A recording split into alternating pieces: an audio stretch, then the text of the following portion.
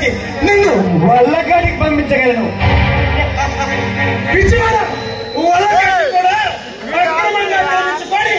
అపార్ట్మెంట్లుగా అమ్ముకున్న గనువుని నేను. ఇలాంటి వారి మొక్కలు ఏమీ చేయలేవు. నువ్వు ఎన్ని రకాలు చేసినా, ఎన్ని కోట్లు కొట్టి ఎన్ని కోట్లు గడిచినా సరే నేను పట్టించిన వాడిని కాదు. కానీ నాకు జ్ఞానం దూరం చేసి నీ జీవితంలో సరిహద్దుకు నేను తప్పు చేసి నీ చదువుకు నువ్వే మొత్తం పెట్టుకున్నావు.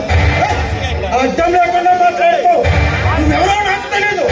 నువ్వు నీకు ద్రోహం చేయడం ఏమిటి? ఆ విషయానికే వస్తున్నా. అనుస తెలుసా నీకు? ఎవరో అనుసా? అప్పుడే మర్చిపోయావా? ప్రేమించని చెప్పి ఆమెతో పాటు ఆమె శైలాన్ని కూడా పెంచుకున్నావు.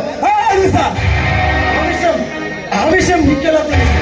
ఆమె నీకేమవుతుంది? ఆమె నా చెల్లెలు. ఆమె నేను ఎంతో అల్లారి ముద్దుగా పెంచుకున్నాను. ఈ ఊర్లో చదివించి డాక్టర్ని చేయాలనుకున్నాను. కానీ నీ మాయలో పడి నీకు నిర్దాక్షంగా బలి అయిపోయింది. మరేం చేయమంటారా? అందంగా ఉందని ఆయుధం అనుభవించాడు. కానీ పెళ్లి అని నా వెంట తిరిగి ప్రాణం తోడేసింది. అందుకే నా అడ్డు తొలగించి ఉన్నాడు. మరేం చేయమంటావు? చిన్నప్పటి నుంచి అల్లారి ముద్దుగా పెంచానంటున్నావు. నీ మొక్కన 10 లక్షలు పారేస్తాను. నోరు మూసుకొని వెళ్ళు. 10 లక్షలు నువ్వు నాకు ఇవ్వడం కాదా? 10 కోట్లు నేను నీకు ఇస్తాను. చనిపోయిన నా చెల్లిని తిరిగి తెచ్చేయగలరా? అది నీకు చేత కాదు. నాకు చేతనని నేను చేస్తాను. చూసుకో. నువ్వు ఎన్ని ప్రయత్నాలు చేసినా నా ఎడమ కాలం కూడా పీకలేవు. నోరు మూసుకొని వెళ్ళు.